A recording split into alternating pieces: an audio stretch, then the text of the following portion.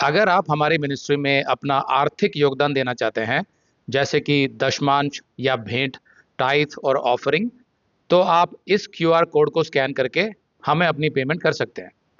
या फिर आप 7303643550 पर हमें पेमेंट कर सकते हैं। यीशु मसीह के नाम से सभी भाई बहनों का अभिनंदन। आज टीजीसी दिल्ली की टीम पिकनिक पर आई है, जो हमारी सालाना पिकनिक होती है। तो आज एक छोटा सा मैसेज हम लोग यहाँ दे रहे हैं, जिसका शीर्षक है खर्च होने वाला जीवन और ना खर्च होने वाला जीवन। तो आप बोलेंगे भैया कुछ समझ नहीं आया। तो मैं आपको समझाता हूँ कि अगर हम किसी को कोई चीज़ देते हैं उसको कंज्यूम करने के लिए, मतलब उसे खर्च करने के लिए। सपोजिंग आपने किसी को पैसे दिए, आपने अपने बच्चे को 100 रुपये दिए और बोला बेटा ये तुम्हारी पॉकेट मनी है महीने की खर्च करने के लिए। अब वो बच्चा क्या कर रहा है, वो कैंटीन में जाएगा या कहीं और जाएगा, आइसक्रीम खरीदेगा। वो देख रहा है कि महीना गुजारना है मुझे, धीरे धीरे उसके पैसे खर्च हो रहे हैं, 10 रुपये, 5 रुपये, 20 रुपये। तो उसको भी टेंशन रहती है कि भाई मेरा जो 100 रुपये ख़त्म होने वाला है। जब देखता है 50 खर्च हो गए, 60 खर्च हो गए। अब क्या हो रहा है, उसके पैसे कम होते जा रहे हैं। ऐसे ही अगर आप किसी को भोजन देते हैं खाने के लिए, तो जब वो भोजन खाता है तो भोजन खर्च होते जा रहा है। मतलब अगर आपने उसे सपोजिंग 4 रोटी दी, एक रोटी खाई तो 3 बच गई, उसके बाद एक और खाई तो 2 बच गई। तो उसके माइंड में ये रहता है कि मेरा जीवन खर्च होते जा रहा है, मेरी रोटी, मेरा भोजन खर्च होते जा रहा है। तो हर कोई मनुष्य जो यहाँ जीता है संसार में, जब आप देखेंगे हम लोग यहाँ पिकनिक में आए हैं और जैसा आप चारों तरफ देख रहे हैं, सब लोग आते हैं यहाँ पर रिफ़्रेश होने के लिए, एंटरटेनमेंट के लिए, आनंद मनाने के लिए। लेकिन उनके पास जो जीवन है वो जीवन खर्च हो रहा है। खर्च का मतलब क्या है, ख़त्म हो रहा है। क्या उनको इस बात का एहसास है? नहीं है। क्योंकि जब तक सांस है, जब तक आप तंदुरुस्त हैं, जब तक आप दौड़ भाग रहे हैं, तब आपको क्या लगता है कि जीवन चलता रहेगा हमेशा। कोई नहीं सोचता मृत्यु के बारे में। लेकिन सच्चाई ये है कि वो जीवन खर्च हो रहा है, ख़त्म हो रहा है धीरे धीरे करके। यानी हम अंत की तरफ बढ़ रहे हैं। जितने भी लोग यीशु मसीह को नहीं जानते हैं वो अंत की तरफ बढ़ रहे हैं। तो जैसे मैंने बताया, भोजन, कुछ आयतें जो बहुत सुंदर हैं बाइबल में और अनोखी हैं वो। तो यीशु क्या कहता है यहाँ पर, यूहन्ना 6:27 में वो कहता है, उस भोजन के लिए काम मत करो जो नाश हो जाता है, पर उस भोजन के लिए काम करो जो अनंत जीवन तक बना रहता है, जिससे मनुष्य का पुत्र तुम्हें देगा, क्योंकि परमेश्वर पिता ने उसी पर अपनी मोहर लगाई है। तो यहाँ पर अगर हम भोजन की बात करें तो संसार जो है वो नाश होने वाले भोजन के पीछे भाग रहा है। नाश होने वाला भोजन सिर्फ रोटी नहीं है, शरीर से जुड़ी हर ज़रूरत वो उसमें शामिल है।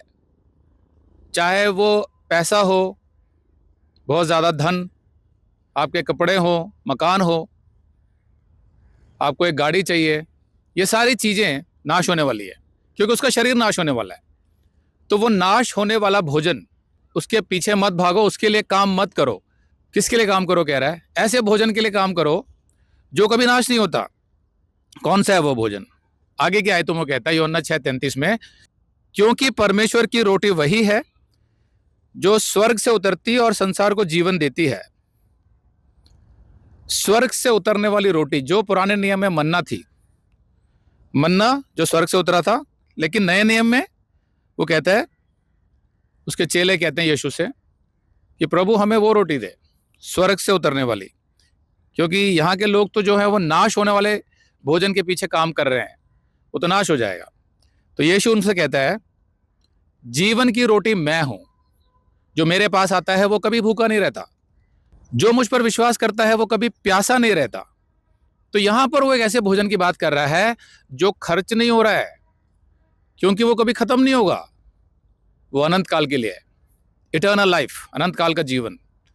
ये अमेजिंग बात बताई है यीशु ने कि तुम किस रोटी के पीछे भाग रहे हो, किस रोटी के लिए काम कर रहे हो, दिन रात भाग दौड़ कर रहे हो, मेहनत कर रहे हो, लेकिन वो तो नाश हो रहा है। उसके लिए क्यों नहीं काम करते? जो अनंत काल की रोटी है वो मैं हूं, जीवन की रोटी मैं हूं। जो मेरे पास आएगा वो कभी भूखा नहीं रहेगा, कभी मतलब अनंत काल तक। क्योंकि जो कुछ आपके जीवन की जरूरतें हैं, शारीरिक, मानसिक, आत्मिक, वो सब यीशु पूरी करता है। हमें अपना फोकस यीशु पर रखना पड़ता है ताकि हमारा विश्वास भटके ना, ताकि हम जीवन की छोटी बड़ी जो छोटी मोटी परेशानियां होती हैं उनमें उलझ के ना रह जाएं। इसलिए वो कहता है कि अगर मुझ पर अपना ध्यान केंद्रित रखोगे तो तुम पाओगे कि मैं जीवन की रोटी हूं, अनंत काल के लिए। कभी भूखे नहीं रहोगे, कभी प्यासे नहीं रहोगे। जीवन में जब परेशानियां आती हैं और आपको लगता है कि पता नहीं इतनी प्रॉब्लम्स क्यों है लाइफ में, उस टाइम आप भूखे होते हो। क्यों भूखे होते हो, क्यों प्यासे होते हो उस टाइम? क्योंकि उस समय आप यीशु से जुड़े नहीं होते।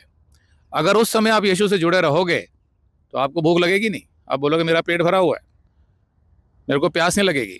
छोटी छोटी बातें जीवन की, छोटे छोटे लड़ाई झगड़े जो हमारे होते हैं या समस्याएं जो आती हैं, कभी धन को लेकर, कभी स्वास्थ्य को लेकर, हम जीवन की रोटी को छोड़ देंगे अगर, तो हम फिर भूखे हो जाएंगे कि भाई ये प्रॉब्लम सॉल्व करनी है, वो प्रॉब्लम सॉल्व करनी है, दफ्तर में प्रॉब्लम सॉल्व करनी है, पति पत्नी के बीच झगड़ा हो रहा है उसको सॉल्व करना है।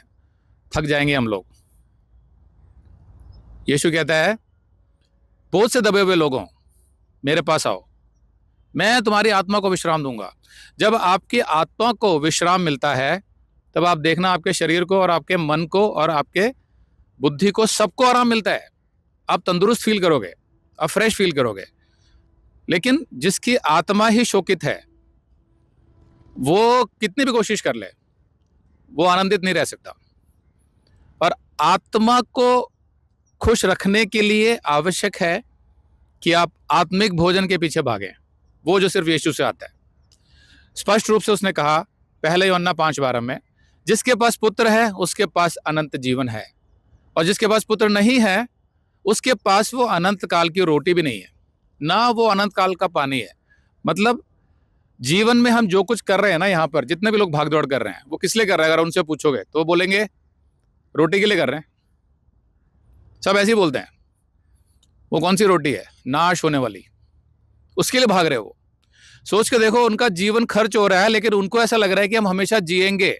शैतान ने उन्हें ये बता रखा है, शैतान जिसने बहुत से धर्म खड़े कर दिए हैं, उसने उनको उस भ्रम में रखा हुआ है कि हम जिस जीवन के पीछे भाग रहे हैं वो शायद कभी खत्म नहीं होगा, वो खर्च नहीं होगा। लेकिन वो खर्च हो रहा है, उनको पता नहीं चल रहा है। क्यों? क्योंकि वो भागते जा रहे हैं उस रोटी के पीछे, ये सोचकर कि हमारे पास एक दिन इतना होगा कि बस उसके बाद फिर कभी खत्म नहीं होगा। लेकिन वो भ्रम है, कुछ ना कुछ खत्म होता रहता है। आप देखेंगे कि बहुत सारे फिल्म स्टार्स जो बहुत फेमस थे, एक समय के बाद उनको कैंसर हो गया। बहुत से लोग जो फिल्म स्टार्स हैं वो कैंसर से मरे हैं। क्या वो कुछ कर सकते थे उसके बारे में? इतना विज्ञान विकसित हो चुका है, फिर भी ऐसा क्यों होता है कि बहुत सी ऐसी बीमारियां जिनका इलाज नहीं है हमारे पास, और मनुष्य अगर कुछ ढूंढ भी लेता है इलाज तो नई बीमारियां आ जाती हैं। ये सिलसिला रुकता क्यों नहीं है? क्योंकि मनुष्य जो है नाश होने वाले भोजन के पीछे भाग रहा है, नाश होने वाले जीवन के पीछे भाग रहा है जो खर्च हुए जा रहा है। सोच के देखो, उस बच्चे को अगर बोला जाए कि बेटा तुमको मैंने 100 रुपये दिया, ये तो खत्म हो जाएगा, लेकिन अगर तुम अपने पिता से ऐसा रिश्ता बना लेते हो, प्रेम का रिश्ता, आदर का रिश्ता, विश्वास का रिश्ता, तो पता है क्या होगा? तुम्हारा डैडी तुम्हारे को एक कार्ड देगा, एक एटीएम कार्ड, और वो उसके बैंक अकाउंट से जुड़ा है, और उसके बैंक अकाउंट में इतना पैसा है जो कभी खत्म नहीं होगा। अगर वो बच्चा उस बात को समझ जाता है तो फिर वो खर्च होने वाले 100 रुपये में आनंदित नहीं होगा। वो बोलेगा हाँ, मुझे तो वो एटीएम कार्ड चाहिए, उसके लिए मुझे जो करना है मैं करूँगा, अपने डैडी से मैं वैसा रिलेशन बनाऊंगा ताकि मुझे चिंता ही ना करनी पड़े कभी भी। तो क्या होता है, जीवन की जो प्रॉब्लम्स आती है ना, उसको आप निपटना सीख जाते हो कि अच्छा ये तो नाश होने वाली रोटी है, इसके पीछे मैं क्यों परेशान हूँ? मेरे पास तो एटीएम कार्ड है परमेश्वर का, वो अनंत काल का है।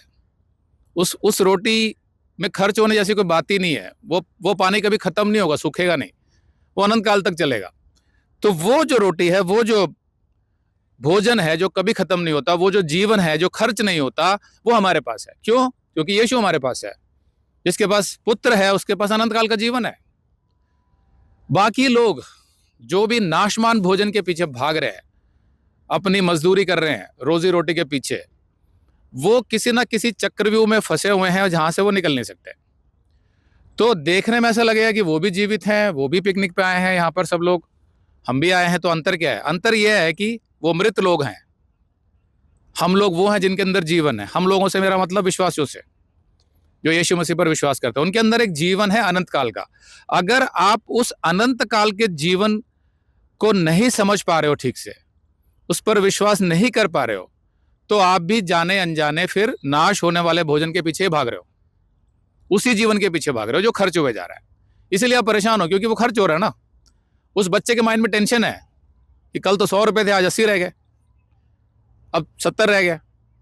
खर्च होते जा रहा है वो, उसको भी पता है। मनुष्य बूढ़ा होते जाता है।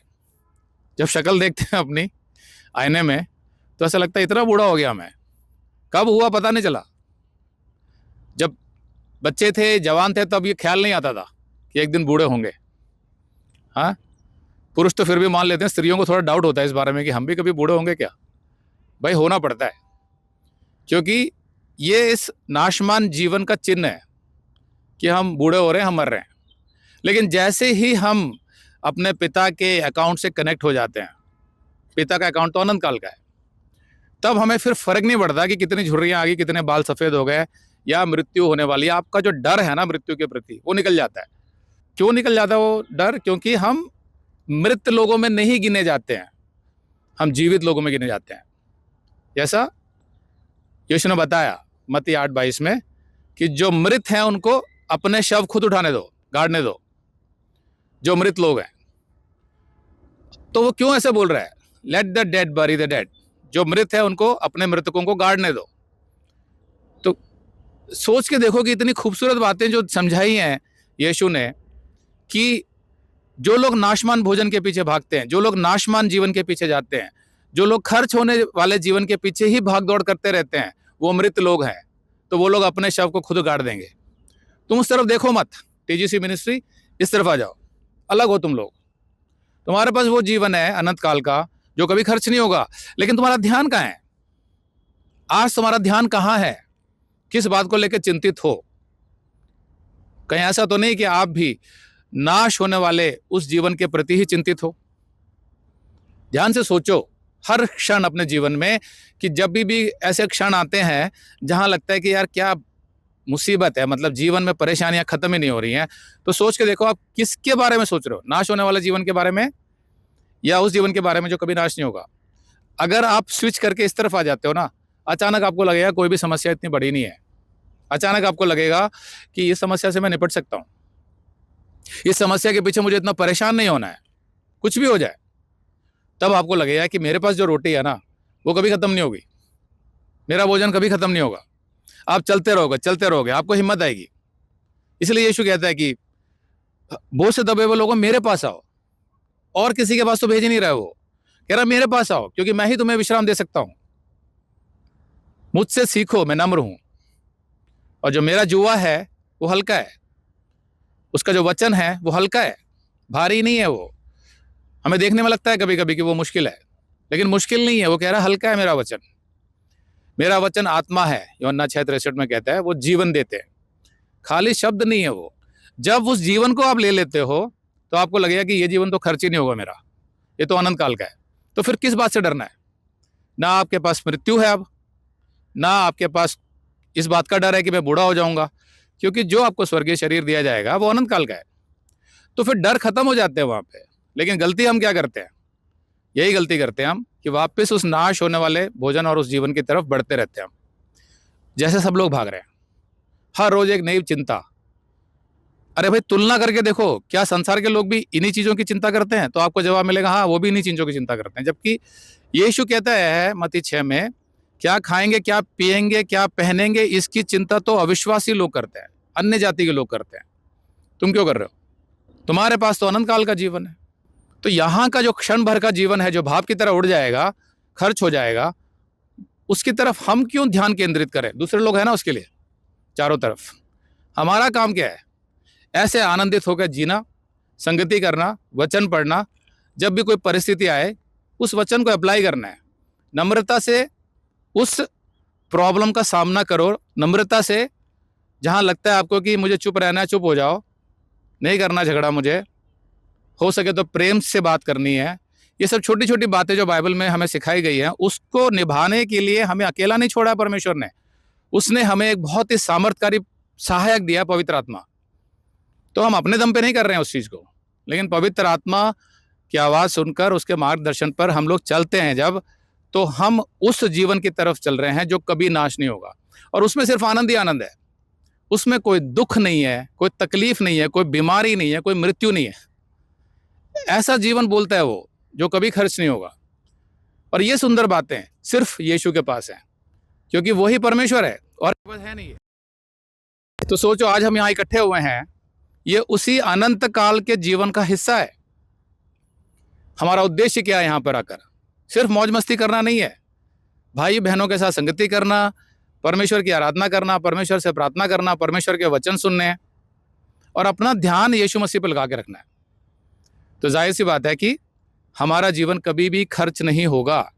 सिर्फ इतना ध्यान रखना है आपको कि हम संसार के लोगों जैसे नहीं हैं जो छोटी छोटी परेशानियों से घबरा जाएं, इधर उधर हाथ पैर मारें, फिर छोटी छोटी बातों पे झगड़ा करें। नहीं, उसके लिए नहीं हम लोग। हमारे जीवन का उद्देश्य बहुत बड़ा है जो परमेश्वर ने हमारे लिए रखा है। उस उद्देश्य से भटको मत। अपना ध्यान हमेशा मिनिस्ट्री की तरफ, परमेश्वर के वचन की तरफ केंद्रित रखो, फोकस रखो, कि बाकी सब हटाओ। जैसे हमने कॉन्फ्रेंस में किया था, इतनी सारी प्रॉब्लम्स थी, सब हटा के रख दिया एक तरफ। नहीं, कॉन्फ्रेंस करेंगे। ऐसे ही हर चीज करो आप परमेश्वर के लिए, कि नहीं ये सब चलता रहेगा लाइफ में, हम जो करेंगे परमेश्वर का काम करते रहेंगे और जो उसने आज्ञा दी है उसके हिसाब से अपना जीवन जिएंगे। तो देखना आपका जीवन कभी खर्च नहीं होगा। आमीन।